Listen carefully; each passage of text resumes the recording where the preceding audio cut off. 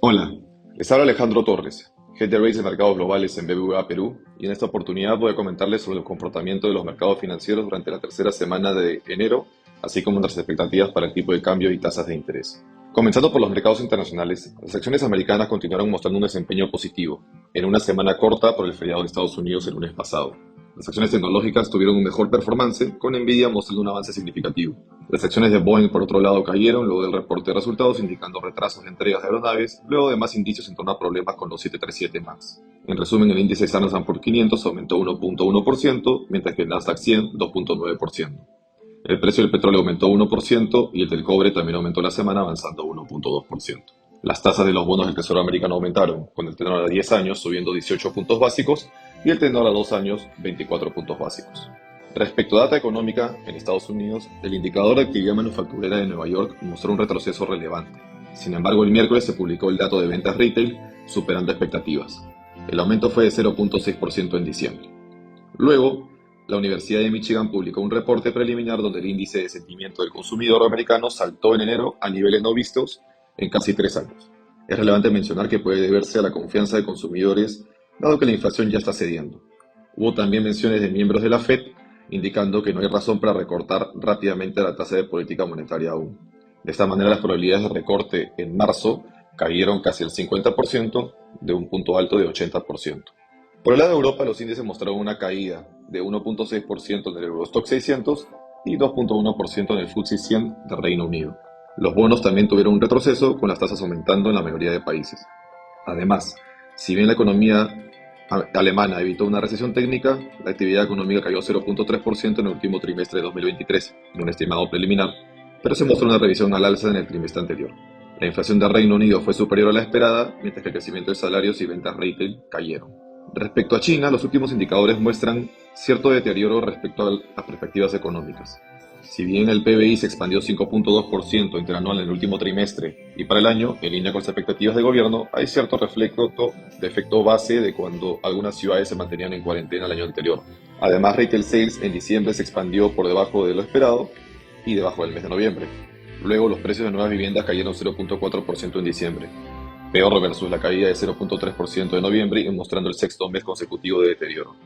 En la región, S&P cambió la perspectiva del rating crediticio de Colombia de largo plazo de estable a negativo, citando la confianza débil de los inversionistas en la perspectiva política. Luego, Julio Velarde comentó en conferencia de Davos que la inflación debería llegar al rango meta en los siguientes 2 meses, y resaltó que Perú fue de los primeros países en aumentar la tasa de política monetaria, además de ya tener una inflación subyacente por debajo del 3%. Declara la confianza del directorio del Banco Central en la expectativa de caída de inflación para este año.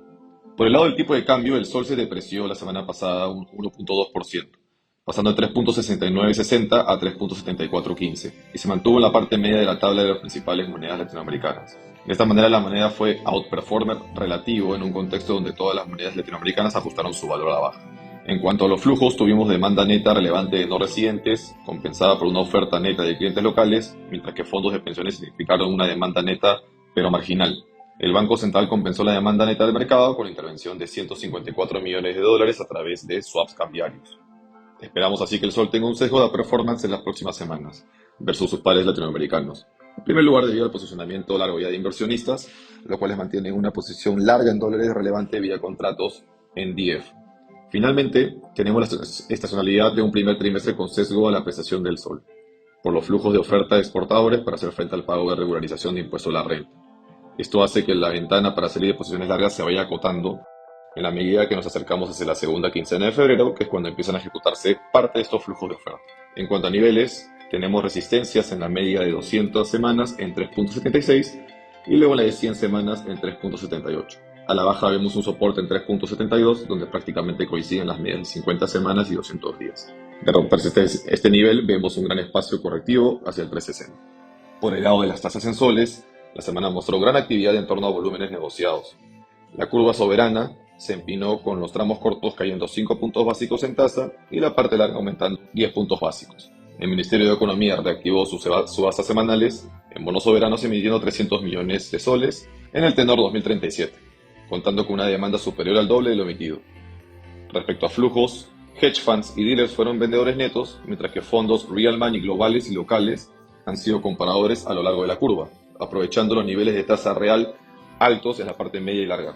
Con el camino de corrección de inflación evidente y la actividad económica local lenta, esperamos que la tasa de política monetaria cierre el año muy cerca al 4%, generando bastante valor en las tasas en soles. Esperamos que este podcast les haya sido de utilidad. Muchas gracias.